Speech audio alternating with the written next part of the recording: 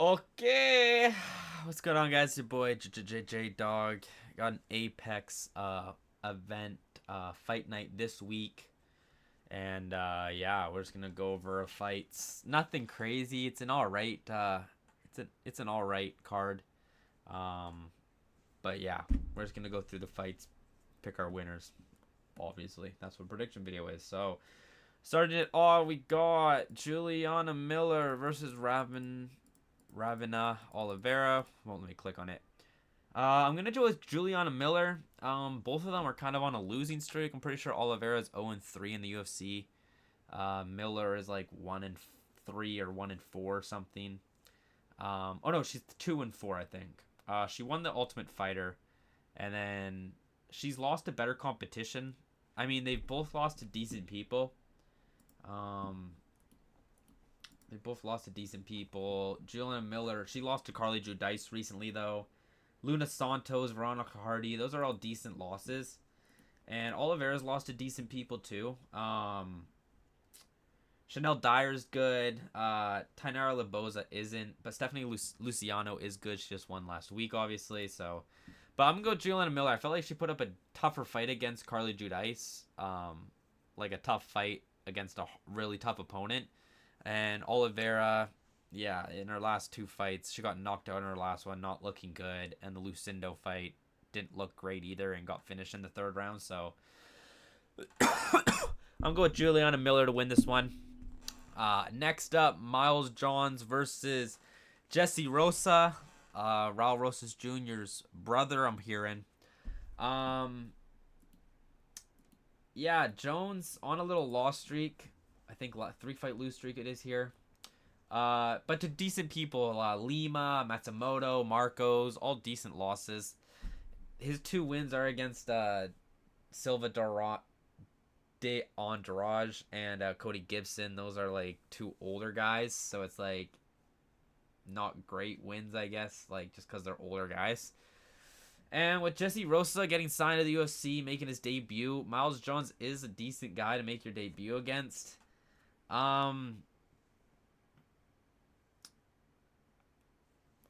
leaning towards Jessie Rosa. I look at his opponent's record though, and like the last couple of guys he beat are 23-10 is his most recent one.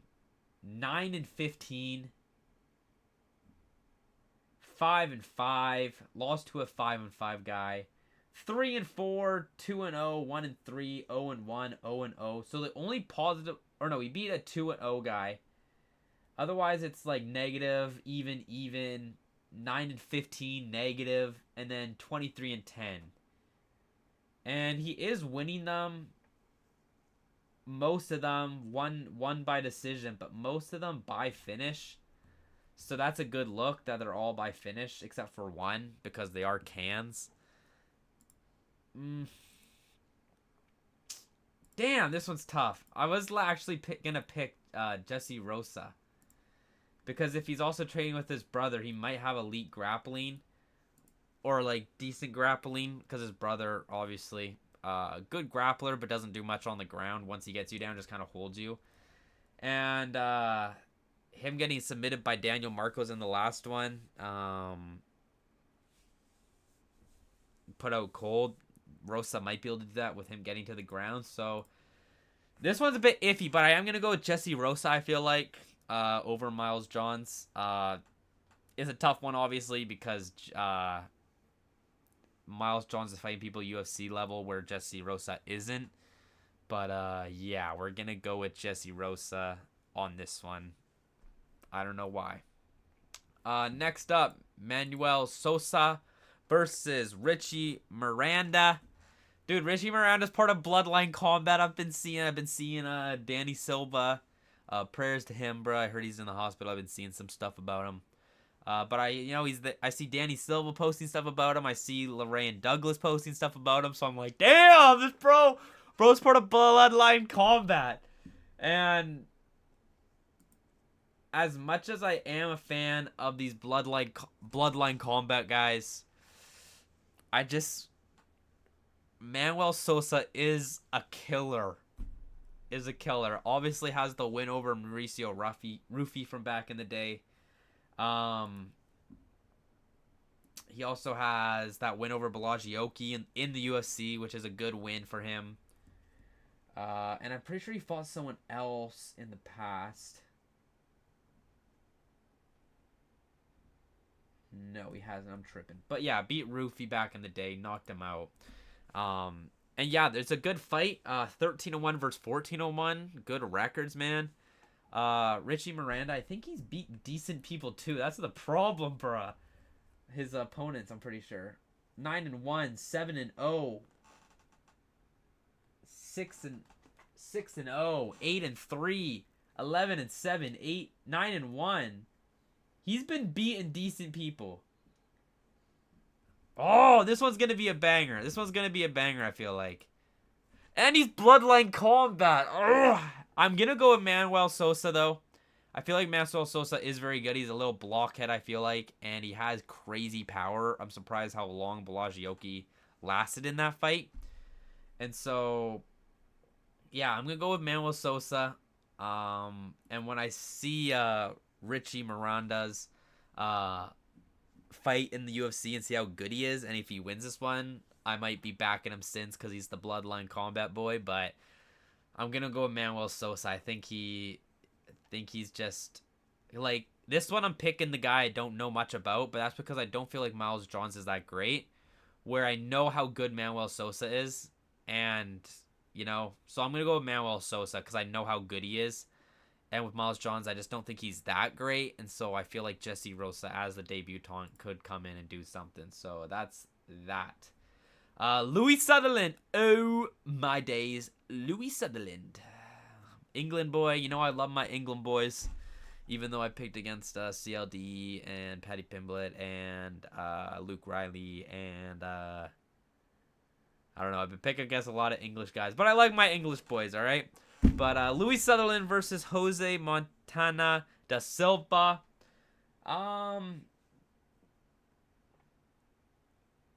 Yeah, man, this one's tough. Jose only has one loss. And he has been beating decent competition. I think a lot of undefeated guys with like lower records though. Louie Sutherland, he has gotten the short end of the stick, having to fight Walter Walker on his heel hook streak. Brando Pericic is a killer, dude. I really like Brando Pericic, especially after the Gazia fight. Like seeing him beat Louie Sutherland and seeing him beat Elijah Ellison were like all right, but seeing him beat Shamil in a tough fight, I really like him a lot more. But anyway, two really good tough guys, and then he obviously fought Tuivasa on short notice and beat him. I'm gonna go with Louie Sutherland. I feel like he is pretty good. He is a big tubster, but obviously in that Tuivasa fight, he was able to get the takedowns and get Tuivasa down and scramble with him too. So I'm gonna go with Louie Sutherland, even though, yeah, man, you never know. So I'm gonna go Louie Sutherland on this one. Diyar Nurgozhay versus Bruno Lopes. This one's tough. I need to pull up the stats because this one I was really looking at their records. 11-2 and 14-3, so not horrible records. But Diyar came in, won his fight in the contender series, and then lost to Ribeiro and Salta Baldiev, which are not good losses, and then beat Tobias, where I think he was the underdog, and Tobias is 14-1, so that's a good win, I guess. Bruno Lopes lost to Ribeiro on the contender series, got a second chance and won, and then he beat an 8-0 undefeated guy, which is kind of crazy. And then he's fought Dustin Jacoby and Navajo Sterling. Those are his two losses in the UFC back-to-back. Those are tough fights. And so the fact Diyar's lost to... I feel like this is a close one. Lost to Ribeiro, which Lopes has as well, but at different, I think 2 years earlier, where maybe Ribeiro was better at the time, but 2 years earlier, opposed to Ribeiro in his not as good stage, I guess. But Baldiev's all right, but got submitted by Baldiev. And then beat Tobias. I feel like that was just... Do I remember that? No, that was someone else, sorry. Yeah, I don't remember that fight too much. But I feel like Lopes has had the tougher test in the UFC. An 8-0 guy that he beat. And then Jacoby, who's really tough, even though he just lost, and Sterling, who just literally beat Jan Blachowicz. So, yeah, those are two really tough guys that he's gotten, and Diyar is not their level, and so I'm gonna go with Bruno Lopes on this one, low key. What is he? The Mexican something, or maybe he's not the Mexican. I don't know, bro. What's his nickname? Because he wears the cowboy hat. What the piss is his nickname? The Brazilian cowboy. Sorry, not the Mexican. He has the cowboy hat. The Brazilian cowboy. But yeah, I'm going Bruno Lopes. This one I'm not sure about. Stephen Asplund versus Guilherme Pat. I'm going to go with Stephen Asplund. Obviously, very good fighter. Can take shots, can give the shots, pause. The banger fight with Sean Sharaf, with record-setting strikes in the debut.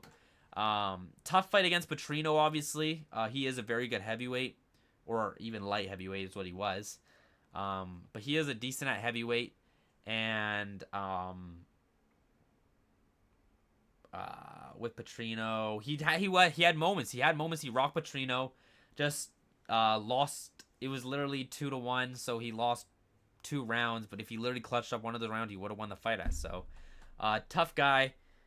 Thomas Peterson's his training partner. Thomas Peterson just beat Pat, and so I feel like Asplund is better than Peterson, so he will beat Pat, and especially with Peterson given like a bit of a game plan, right, to beat Pat. So I'm gonna go with Stephen Asplund on this one.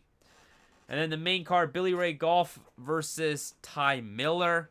I'm gonna go with Ty Miller. Hasn't fought since January, but had a good fight against Adam Fugit. Got the finish in the first, just before the end of the first round. He got cut open by an elbow, I'm pretty sure, so he's there to be hit, obviously. But Billy Ray Goff, I just don't feel like he has what it takes to beat Ty Miller. Obviously, that nasty submission from Bahimaz is what he's coming off of. And so, I don't think there will be any submissions in this, but I think Ty Miller's going to knock out Billy Ray Goff. So I'm going to go with Ty Miller. Amanda Lemos versus Alexia Thainara. I'm going with Alexia Thainara. I feel like she is decent. Her Bruno Brazil fight, she obviously did beat... Oh, I have the hiccups. Obviously did beat her, but not a great performance. But other than that, Molly McCann and the Luma Lockboom fight was 2 good performances, I feel like, by her, and she's very good. With Lemos, I know she beat someone last year or something, but otherwise, I feel like I've just been seeing her lose. Obviously to Suarez and then just to Robertson. But other than that, I feel like I just see Lemos get put as a stepping stone for people, and I see that for Thainara. I see Thainara as very decent, where it's like, if you're not as good, Lemos will beat you. So I'm going to go with Lexi Thainara on this one. Damn, feature fight already. Darren Elkins versus Yadier Daval. Darren Elkins' retirement fight. I wish him the best. I wish him a win here. I'll be rooting for Elkins to win on his retirement fight. But I'm going to go with Yadier Daval. The reason I see Elkins possibly having even a chance to win this is because Daval had the fake win against Isaac Dalgarian, the fixed fight. And then he fought Jordan Levitt after that, and Jordan Levitt dominated him on the ground and took his undefeated record. So if Elkins can get to the ground and have good enough grappling to hold down Daval and win the fight off control time, which would be very boring, but he could do. I see Elkins winning that way, but otherwise I feel like Daval's going to beat him up on the feet, and if Elkins doesn't have great takedowns, Daval will stop those takedowns. So I'm going with Yadier Daval to win this one, but I wish Darren Elkins the best in this fight and in his retirement fight. So co-main event, Diego Ferreira versus Billy Quarantillo. This one's tough too. You know, I need to pull up the records because I was looking at their records and I got some stuff to talk about here. So Billy Quarantillo moving up to lightweight. So he has a little bit of lighter man skill coming up. I'm pretty sure Ferreira came up too at some point. Like he used to fight at featherweight. I don't know, but he's been here for a little bit now. Uh, Quarantillo 37, Ferreira 41. So that's where I see. That's where I'm leaning towards Billy Quarantillo. The only thing is, Ferreira coming off a loss to Grant Dawson Hernandez. The Hernandez one was a bad knockout. Nasty. But he did beat Rebecca otherwise. But then he lost to Gamrot, Neil Dariush. And so he has a couple losses against decent people. Where with Billy Quarantillo, same thing. Lost to Cub Swanson last time, obviously. It's crazy. It's been like, that was 2024. So it's been like, it's 2 years, or almost 2 years. Like a year and 9 months. But he lost to Swanson, Yusuf Zalal, Barboza. Those are all good losses. Like fair losses. Because they're good people. Beat Damon Jackson. That was just an unk versus unk matchup. He beat Alexander Hernandez back in 2022. So not the same Hernandez that fought Ferreira. But he beat him back in the day. So I'm going to go with Billy Quarantillo on this one, honestly. He was very tough in that Cub Swanson fight. I was very surprised he didn't get knocked out earlier. He did get knocked out, but I'm surprised he didn't get knocked out earlier. I don't think Diego Ferreira has the Cub Swanson striking and knockout power that Cub Swanson has, obviously. And yeah, I feel like Billy will be able to eat a lot of the shots and find the KO before Diego can get the KO. He obviously has, I think, good ground game. I think he has a couple submissions here. No, his 2 recent wins are by knockout. Ground and pound and overhand right. But yeah, I'm going to go Billy Quarantillo on this one. Coming up to lightweight, lighter man skill. Better last performance against Cub Swanson, or tougher than Diego Ferreira. And yeah, I'm going to go Billy Quarantillo on this one. Main event. This is what I've come to talk about with my last week picks. I obviously said last week, or in my recap, I said I got to start picking who I think's going to win opposed to who I want to win. And I picked D-Rod and I picked Yon. Bad picks, obviously. But I picked them because I wanted them to win. Not realistically who I thought was going to win. Like, you know what I mean? And so with this one, I really do want Quillan Salkiel to win. I really, really do. And I'll happily get this one wrong. But I'm going to pick Mateusz Gamrot to win this one. I'm going to go Gamrot. For multiple reasons. Gamrot, I feel like, did beat Dan Hooker. And that's his most recent loss. Oh no, he lost to Oliveira. But so here's the thing. I don't see Quillan having the grappling of Oliveira to submit Gamrot.